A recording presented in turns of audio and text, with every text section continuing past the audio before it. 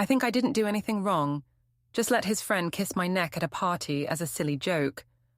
But now I'm sitting here holding divorce papers, and everyone is acting like I'm the worst person in the world. Honestly, I still don't see how it got this far. Before we dive deeper into this story, I have one small request. Please subscribe, drop a like, comment, and hit that hype button to boost this channel so more people can discover these incredible stories. The Riverside Grill was packed that Saturday night, filled with the usual crowd of families and couples celebrating weekend freedom. Jonas had picked this place for his 34th birthday dinner, which was so typical of him. Safe, predictable, boring. I adjusted my black dress and checked my reflection in the restaurant's mirror. At 31, I still looked good, and I wasn't about to waste it sitting quietly in the corner like some housewife. "Mum, can I get the chicken fingers?" Mila asked, tugging at my sleeve. Our 8-year-old daughter had Jonas's quiet demeanor, always asking permission for everything. "Sure, honey," I said, barely looking at her as I scanned the room. Jonas's parents, Janet and Victor, sat stiffly across from us, Janet's disapproving gaze already fixed on me. She'd never liked me, not since Jonas and I got married 9 years ago. Always thought her precious son could do better. "Evadne, maybe we should order," Jonas said quietly, his voice barely audible over the restaurant noise. He looked uncomfortable in his button-down shirt, constantly adjusting his glasses. Sometimes I wondered how I'd ended up with someone so ordinary. "Relax, babe. It's your birthday. Live a little," I said, reaching for my 3rd glass of wine. That's when Derek walked in. Derek Halloran had been Jonas's friend since college, but unlike my husband, Derek had kept himself in shape. He worked in sales, had that confident swagger that Jonas completely lacked. When he spotted our table, his face lit up with that charming smile that made most women weak in the knees. "There's the birthday boy," Derek called out, striding over with his arms wide. He hugged Jonas, then turned to me. "And the beautiful Mrs. Greer, looking stunning as always." I felt a flutter of excitement as Derek's eyes lingered on me. "Why, thank you, Derek. At least someone notices when a woman makes an effort." Jonas shifted uncomfortably beside me. "Derek, you remember my parents, and of course Mila." "Of course." "Hey there, kiddo," Derek said, ruffling Mila's hair before taking the seat next to me. I noticed how he positioned himself, close enough that our knees almost touched under the table. My sister Tracy arrived fashionably late, as usual.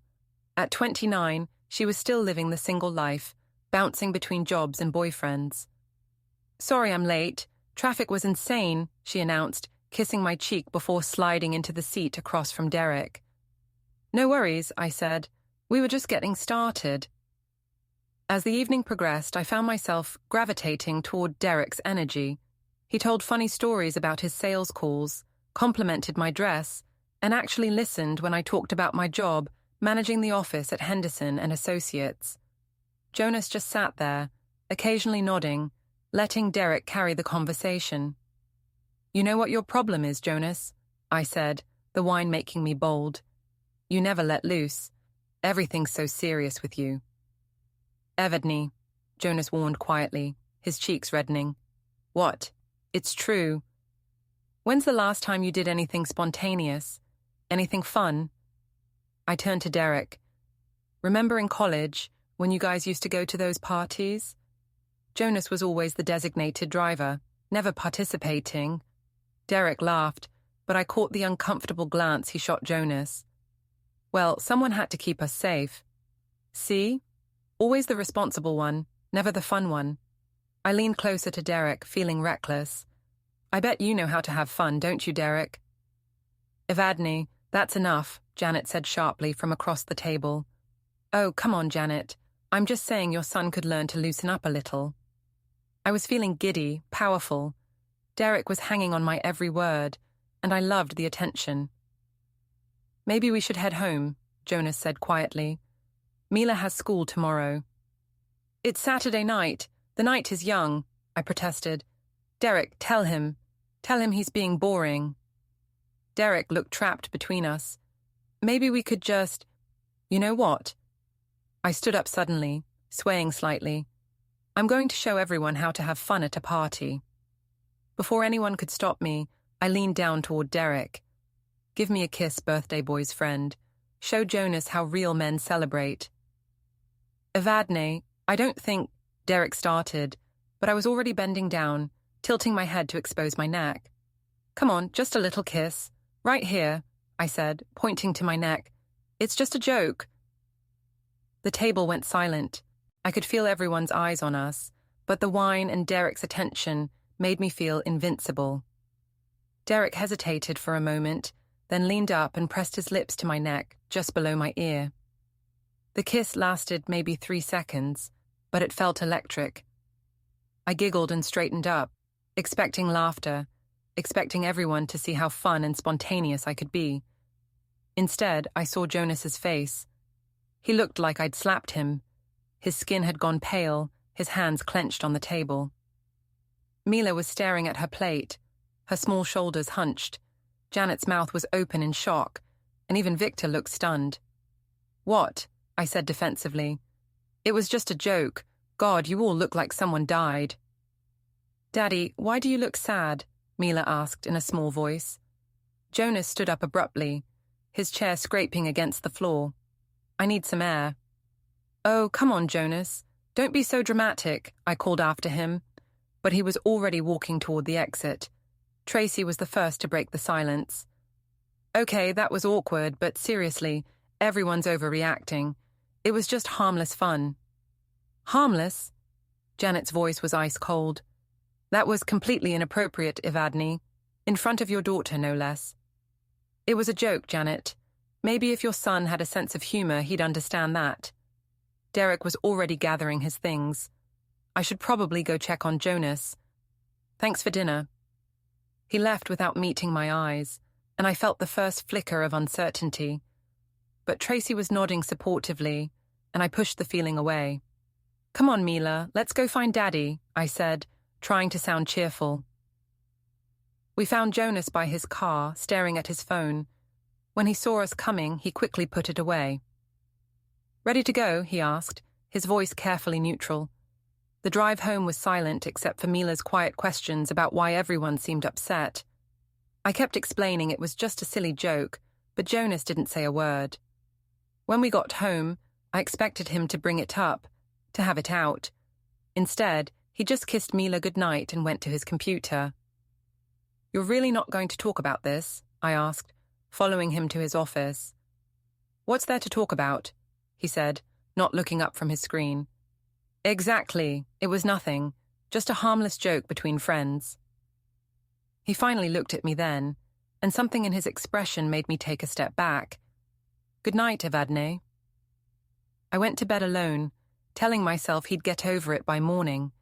Men and their fragile egos, always making mountains out of molehills. But when I woke up the next morning and reached for his phone to check the time, I saw something that made my blood run cold. His notes app was open to a file labeled Proof, and the first line read, Saturday, October 14th, Riverside Grill Incident. The next morning, Jonas was already dressed and drinking coffee when I stumbled into the kitchen. He'd made breakfast for Mila, but left nothing for me, not even the coffee pot out. Morning, I said, trying to sound casual while my heart hammered. That notes file kept flashing in my mind, but I couldn't bring it up without admitting I'd looked at his phone. He nodded without looking up from his newspaper. Mila sat between us, picking at her pancakes and glancing nervously between her parents. So, what's the plan for today? I asked brightly. Maybe we could go to the park, have a nice family day. I have some work to catch up on, Jonas said. Mila, finish your breakfast. I'll drop you off at Grandma Janet's before I head to the office. On Sunday, I protested. Come on, Jonas. You're not seriously still upset about last night, are you? Finally, he looked at me. His eyes were cold, distant in a way I'd never seen before. I'm not upset, Evadne. I'm thinking. About what? It was just a stupid joke. Derek kissed my neck for 2 seconds. Big deal. Mila's fork clattered against her plate. Can I be excused? Of course, sweetheart, Jonas said gently. Go get your backpack ready. After she left, I leaned across the table. Look, if you're feeling insecure about Derek, we can talk about it. But you're making this into something it's not. Am I? His voice was eerily calm. Tell me, Evadne, how would you feel if I let one of your friends kiss my neck at a public restaurant? In front of our daughter? In front of my parents? That's different. How is it different? I fumbled for an answer. Because it just is. You're being controlling. It was innocent fun, and you're trying to make me feel guilty for having a personality. Jonas stood up and put his plate in the sink. I'm taking Mila to my mother's. I'll be back this evening. Fine. Maybe I'll call Tracy. At least she knows how to have a good time. He paused at the kitchen doorway. Yes, Tracy. Your sister, who's been divorced twice and can't hold a job for more than 6 months. Excellent role model. The door closed behind him with a soft click, which somehow felt worse than if he'd slammed it. I spent the day at Tracy's apartment, venting over wine and Chinese takeout. He's totally overreacting, Tracy said, painting her nails a bright red. Men are so insecure. Remember when Brad got mad because I danced with that guy at Melissa's wedding? Same energy. Right. It's not like I slept with Derek. It was a harmless kiss on the neck. Friends do that kind of stuff all the time. Exactly. And honestly, maybe Jonas needs to see that other men find you attractive. Might motivate him to step up his game. I felt validated, supported. Tracy understood. I just don't know why he's being so dramatic about it. Because he's boring, Ev. You've been saying it for years. Maybe this is your wake-up call to find someone who appreciates your spirit. When I got home that evening, Jonas was in his office with the door closed. I could hear him talking quietly on the phone, but the conversation stopped when I knocked. Come in. He was sitting at his desk, legal pad covered in notes, laptop open to what looked like a banking website. Who are you talking to? I asked. My father. About what? Family matters. His evasiveness irritated me. Look, Jonas, this silent treatment is getting old. Can we please just talk about this like adults? He leaned back in his chair, studying me. What would you like to talk about? About how you're blowing this whole thing out of proportion. About how you're punishing me for having a little fun at your birthday party. Is that what you think happened? You had a little fun? Yes, God, yes. Derek gave me a tiny kiss on the neck as a joke. It meant nothing.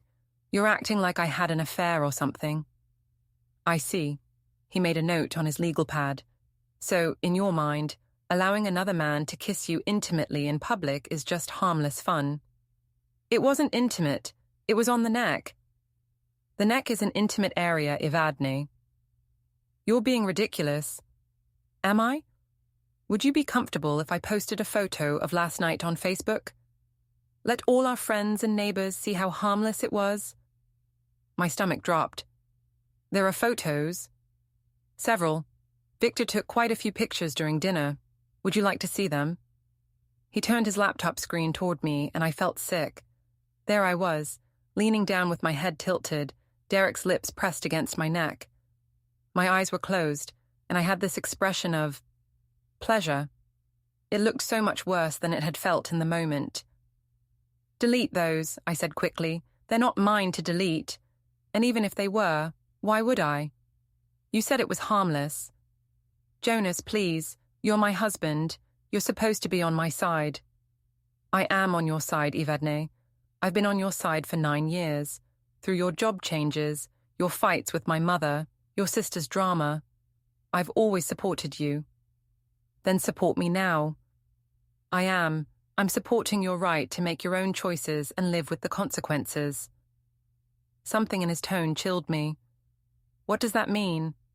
It means I'm done pretending that behavior like last night is normal or acceptable. It means I'm done being the boring husband who just takes whatever you dish out. So what, you're going to leave me? Over one stupid mistake? I'm going to protect myself and our daughter. That's what I'm going to do. He closed the laptop and stood up. I'm sleeping in the guest room tonight, and from now on, I'd appreciate it if you'd let me know your schedule in advance. When you're working late, when you're going out with Tracy, all of it. You can't control my schedule.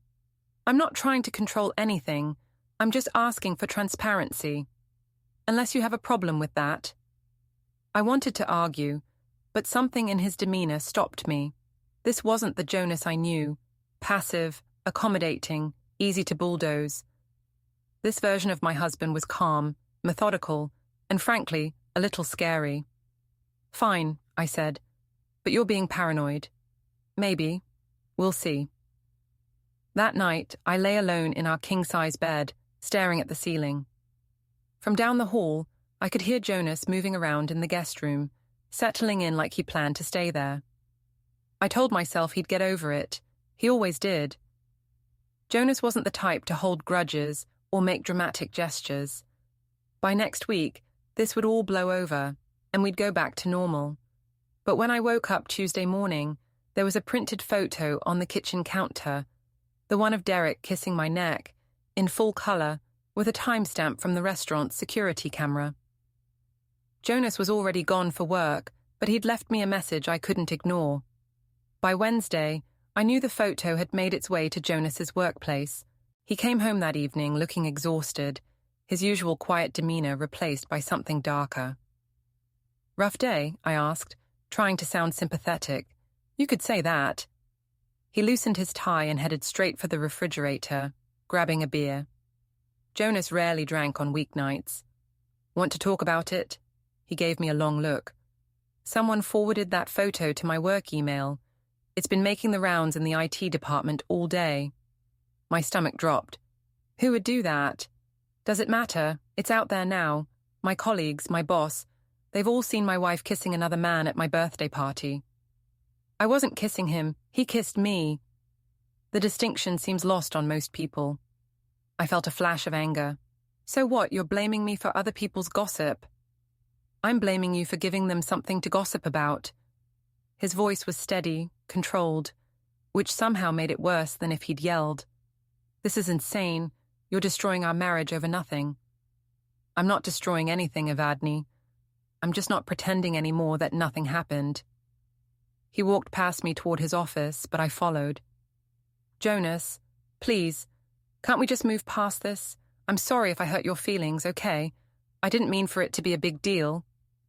He sat down at his computer and opened his email. I got a call from Derek today. What did he say? He wanted to apologize. Said he never should have participated in your joke. Seemed genuinely remorseful. See, even Derek knows it wasn't serious. Derek also said he won't be coming around anymore. Doesn't want to cause problems in our marriage. I felt a strange pang of loss. Derek's attention had been intoxicating, and now that was gone too. That's probably for the best, I said, though I didn't mean it. Jonas turned to look at me. Is it? You seem to enjoy his company quite a bit. What's that supposed to mean? Nothing. Just an observation. That weekend, I drove to Tracy's apartment, desperate for someone who would understand my side. This is getting ridiculous, I told her, pacing around her living room. Jonas is acting like I cheated on him. It was one tiny kiss. Tracy was scrolling through her phone, only half listening. Hey, did you see what I posted about this whole thing? What do you mean? She turned her phone toward me. On her Instagram story was a meme about insecure men, with the caption, "When your husband can't handle you having male friends, insecurity is ugly, Jean controlling men." Tracy, you can't post stuff like that. Why not? It's true. Jonas is being totally unreasonable. Everyone can see it. But even as she said it, I noticed she was getting some pushback in the comments. People who knew Jonas, who knew us as a couple, weren't all taking my side. Maybe you should delete it, I suggested. No way. I'm not enabling his controlling behavior. Monday morning, Janet called while I was getting ready for work.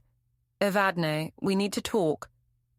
If this is about Saturday night, it absolutely is about Saturday night. What were you thinking? It was a harmless joke, Janet. I don't know why everyone's making such a big deal out of it. A harmless joke. You humiliated my son in front of his friends and family, in front of your own daughter. I did not humiliate anyone. You let another man kiss you intimately while your husband watched. How is that not humiliating?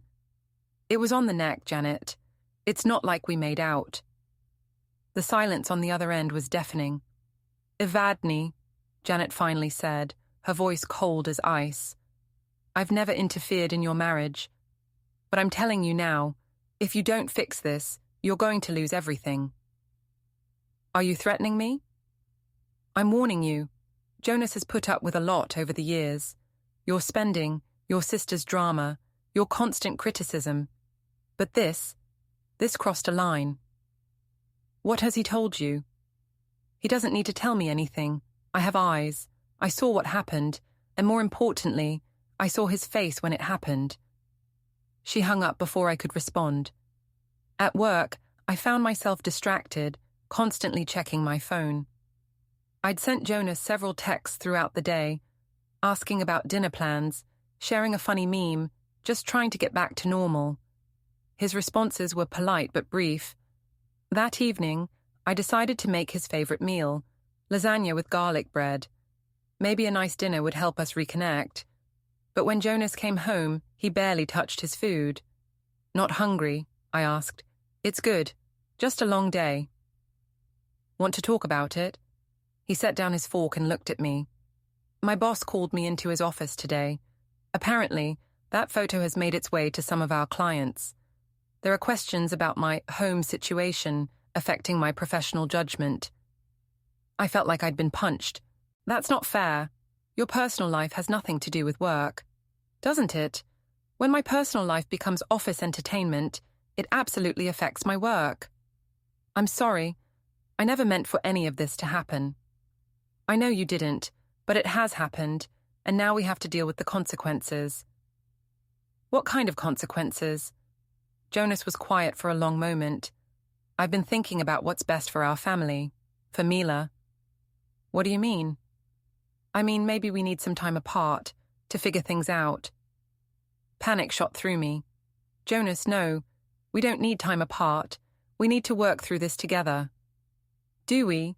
Because from where I'm sitting, you don't think there's anything to work through. You've made it clear you think I'm overreacting. I can see why you're upset. Maybe I didn't handle things well. Maybe. Okay, I didn't handle things well, but that doesn't mean we should separate. He stood up and carried his barely touched plate to the sink. I've asked Victor to help me look at some apartments, just temporary, until we figure things out. You already talked to your dad about this? I've talked to several people about this, Evadne. People I trust. What about people I trust? What about my feelings? What about them? You've made your feelings pretty clear. This was all just a harmless joke, right? So what do you care if I need some space to process my overreaction? I hated how he used my own words against me, how calm and logical he sounded while I felt like I was falling apart. Jonas, please, don't do this. Don't break up our family over one mistake. I'm not breaking up anything. I'm protecting what's left. That night, I heard him on the phone again, his voice low and serious. I pressed my ear to the guest room door, but could only catch fragments. Documentation, evidence. What's best for Mila? A chill ran down my spine. This wasn't just about hurt feelings anymore. Jonas was planning something, and I had no idea what. 2 weeks later, I was starting to panic. Jonas had been looking at apartments, staying late at work, and barely speaking to me beyond logistics about Mila's schedule. Every attempt I made to fix things seemed to make them worse. I decided to take control of the situation. If Jonas wanted to act like a child, fine, I'd show him what he was throwing away.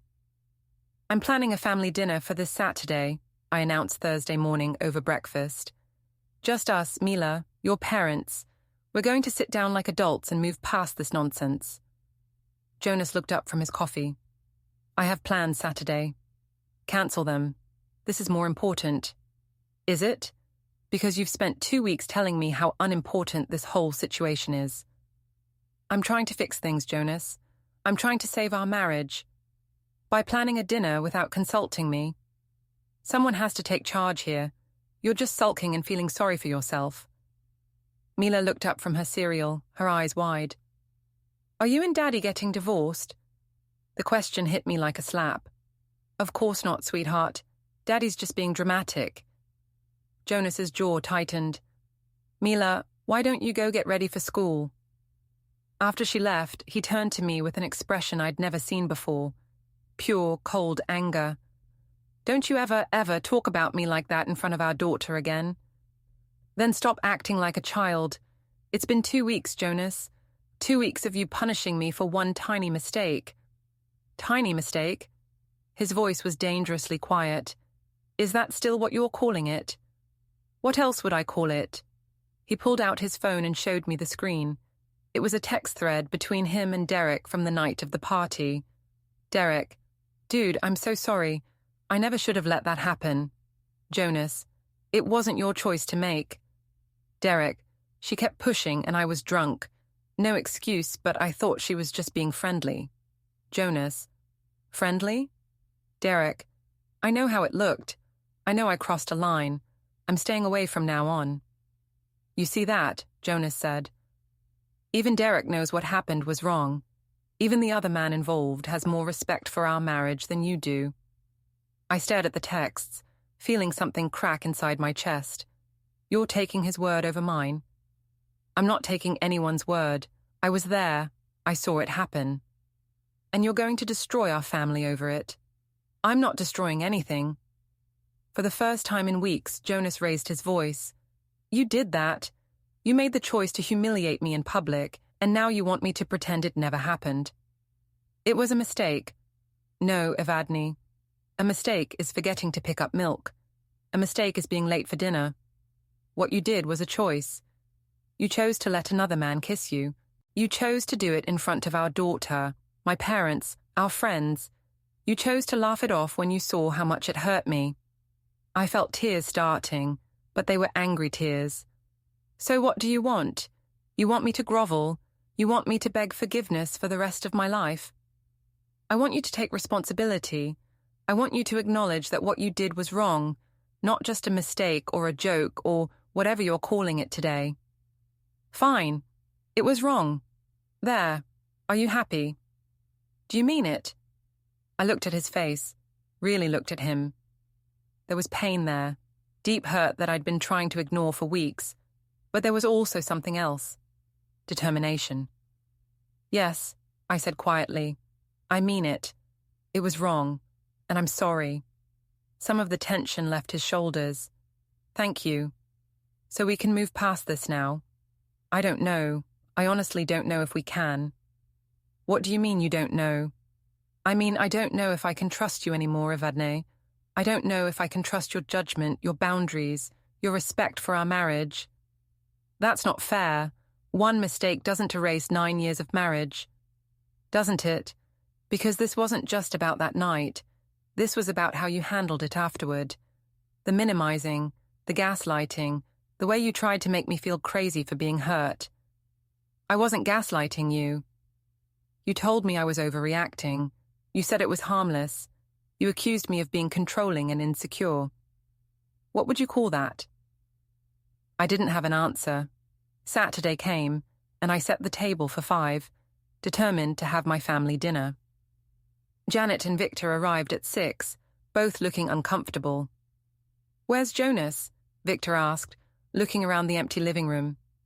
He'll be here, I said confidently. He's just running late.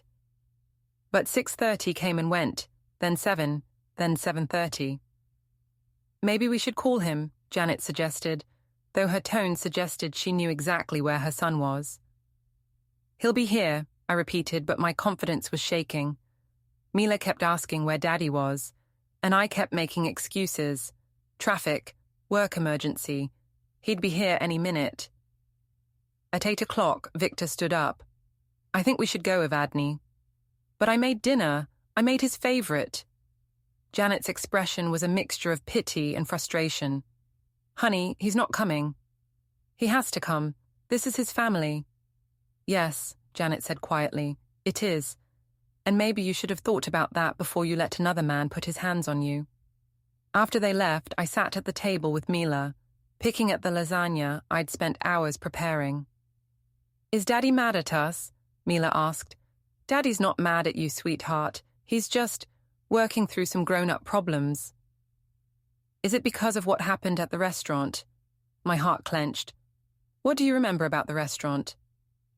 You let Uncle Derek kiss your neck, and Daddy looked really sad. It was just a silly joke, baby. It didn't look like a joke. It looked like it hurt Daddy's feelings. Out of the mouths of babes. If my 8-year-old could see it, why had it taken me so long? That night, I called Tracy, sobbing into the phone. He didn't show up. He completely humiliated me in front of his parents. What an ass, Tracy said, but she sounded distracted. Look, Ev, maybe you need to consider that Jonas might not be the right guy for you. What do you mean? I mean, maybe this whole thing is a blessing in disguise. You're young, you're attractive, you could find someone who appreciates your fun side. I don't want someone else. I want my husband. Do you? Because you've been complaining about him being boring for years. That doesn't mean I want a divorce. Tracy was quiet for a moment. Ev, I have to tell you something. I've been getting some messages about that Instagram post I made. What kind of messages? People defending Jonas, saying I don't know the whole story. Some of them are pretty harsh. Like what? Like, maybe you should just delete the post and stay out of it. Even Tracy was backing down. My own sister was abandoning me. Sunday morning, I woke up to the sound of a car in the driveway. My heart leaped. Jonas was home. But when I looked out the window, I saw a courier van. A man in uniform was walking up to our front door with a thick envelope. I signed for it with shaking hands, already knowing what it was before I opened it. Petition for dissolution of marriage. Jonas wasn't just threatening to leave. He was actually doing it. And at the bottom of the legal documents was something that made my blood run cold. A request for temporary custody of Mila, citing concerns about my judgment and decision-making. He wasn't just leaving me. He was trying to take our daughter. The divorce papers sat on my kitchen table for 3 days before I could bring myself to really read them. When I finally did, the methodical detail of Jonas's case against me was breathtaking. He'd documented everything. The restaurant incident, complete with photos and witness statements. My text messages to Tracy making fun of his reaction. Social media posts that portrayed me as the victim of his controlling behavior. Even my work schedule, highlighting the nights I'd stayed out late without explanation. I called the number on the papers, his lawyer's office. I need to speak with Jonas Greer, I told the receptionist. I'm sorry, but Mr. Greer has requested that all communication go through his attorney. Would you like to schedule a consultation with Ms. Patterson? I'm his wife. I have a right to talk to my own husband. I understand your frustration, ma'am, but those are his instructions. I hung up and immediately called Jonas's cell phone. It went straight to voicemail. Jonas, this is insane. You can't just cut me out of your life. We have a daughter together. Call me back. He didn't. That afternoon, I drove to his office building and waited in the parking garage.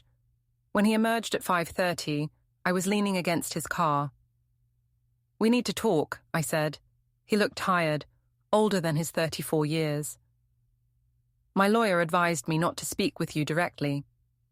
I'm not some stranger, Jonas. I'm your wife. Are you? Because the woman I married wouldn't have done what you did. The woman I married wouldn't have spent 2 weeks gaslighting me about it. I apologized. I admitted I was wrong. After weeks of telling me I was crazy for being hurt, after humiliating me in front of my colleagues and family. So you're going to take Mila away from me? You're going to destroy her life because your feelings got hurt? Something flashed in his eyes.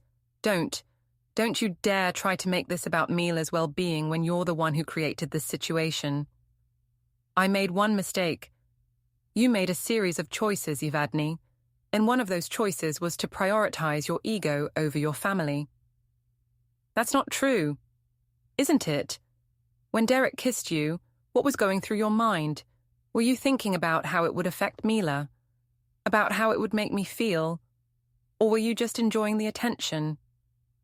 I opened my mouth to deny it, but the words wouldn't come. Because he was right. In that moment, I hadn't been thinking about anyone but myself. I want joint custody, I said instead. Then get a lawyer, and we'll let the courts decide what's in Mila's best interest.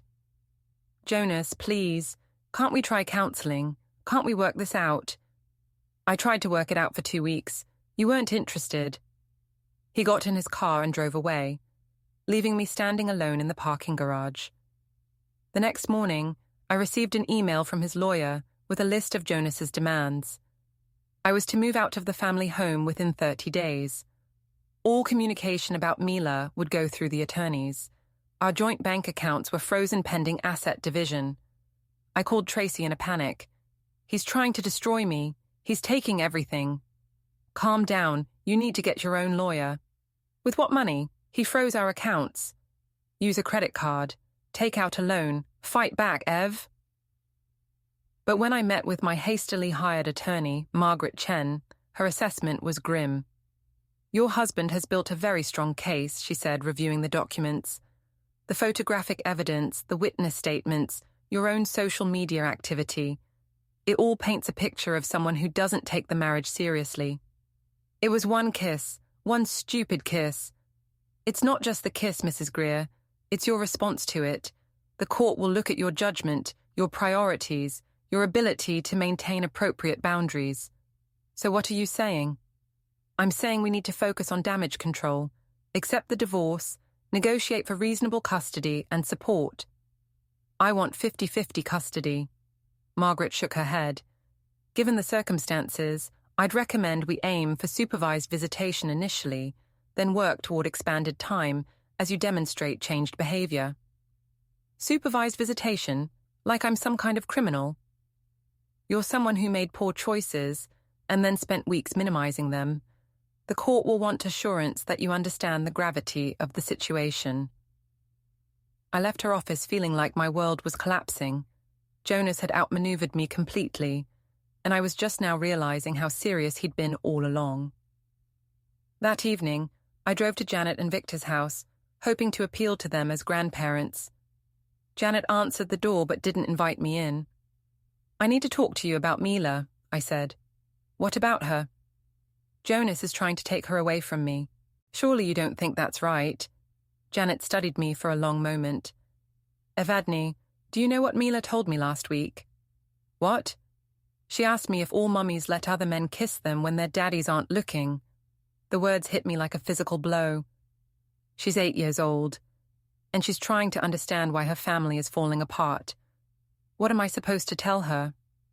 Tell her it was a mistake. Tell her I'm sorry. I'm not the one who needs to hear that, and frankly, I'm not sure sorry is enough anymore. What do you want from me, Janet? I want you to put your daughter first for once. I want you to stop thinking about what you want and start thinking about what she needs. She needs both her parents. She needs stability. She needs to feel safe and secure. Can you give her that? I wanted to say yes, but the word stuck in my throat, because the truth was, I'd been so focused on my own wants and needs that I'd barely considered Mila's. Jonas is a good father, Janet continued. He's patient, consistent, reliable. He puts her first in everything he does. So do I. Do you? Because a mother who puts her child first doesn't humiliate the child's father in public. A mother who puts her child first doesn't spend weeks minimizing behavior that traumatized her daughter. I drove home in tears, but when I pulled into the driveway, there was another car waiting. Derek's car. He got out as I approached, looking nervous and uncomfortable. Evadne, we need to talk. What are you doing here? Jonas's lawyer contacted me. They want me to testify in the custody hearing. About what? About that night. About what really happened. You know what happened. It was just a stupid joke that got out of hand. Derek shook his head. No, it wasn't, and I can't lie about it anymore. What do you mean? I mean you were flirting with me all night. You were touching my arm, laughing at everything I said, making comments about Jonas being boring. The kiss wasn't random, Evadne. You orchestrated it. That's not true.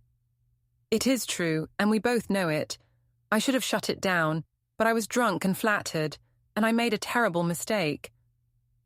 So you're going to throw me under the bus to save yourself?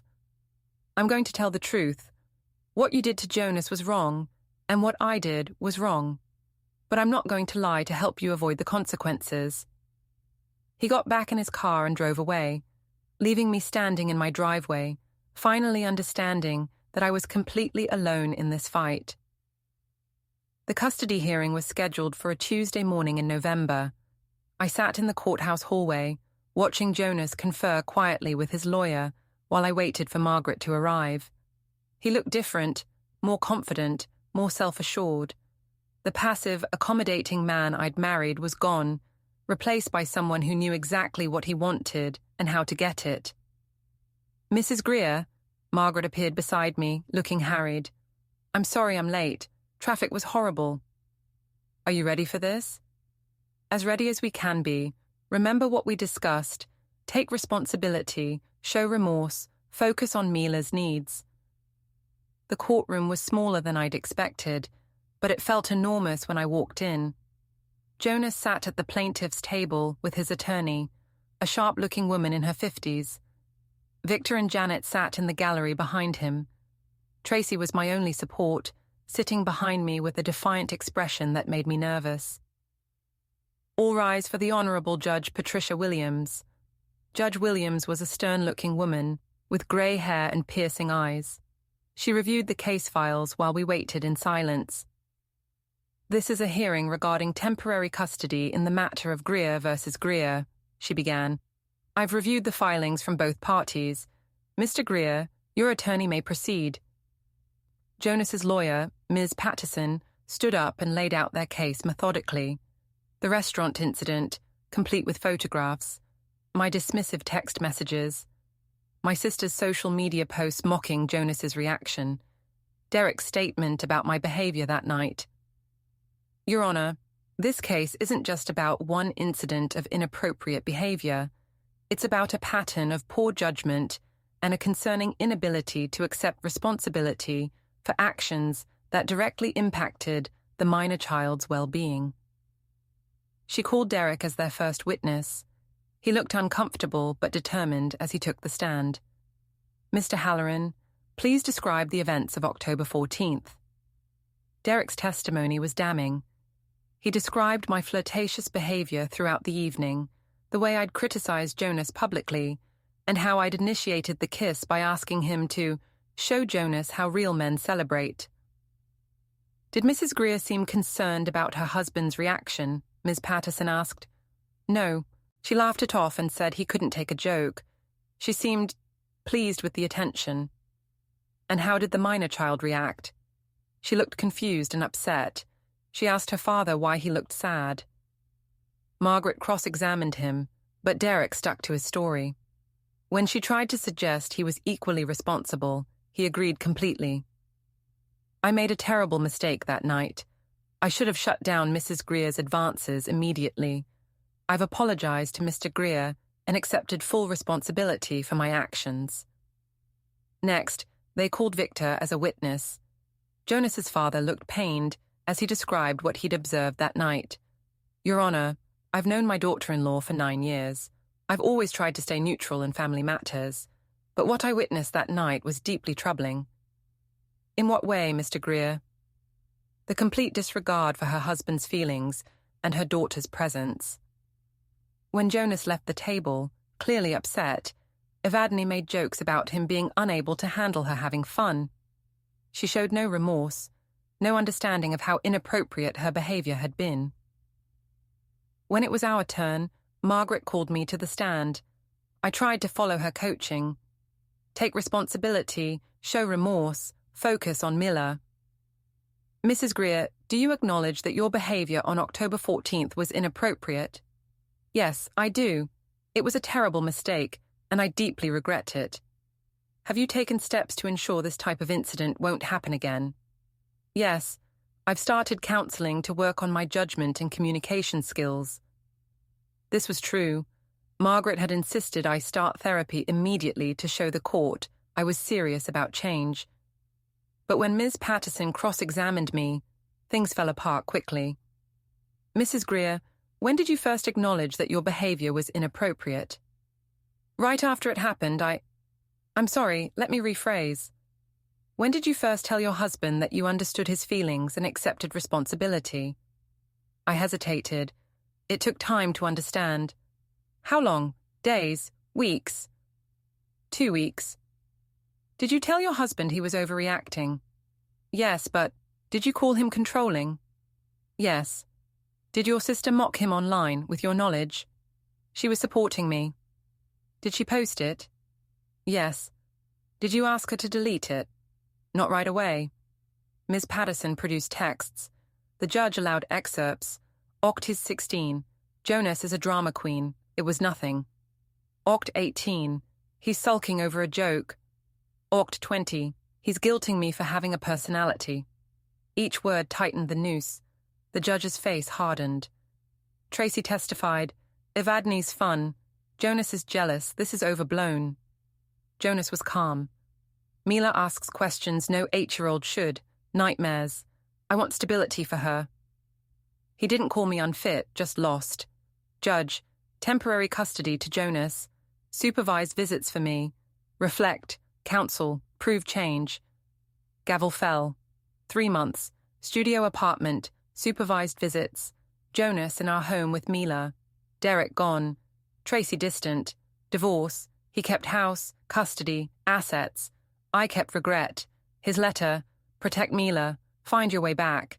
She deserves better. I trashed it. Words stayed. 6 months. Counseling. Fighting for more time. Jonas dating. Kind woman. Happy with Mila. One reckless night cost everything. I defended fun instead of family. Some jokes destroy. Some mistakes are final. Some consequences fit.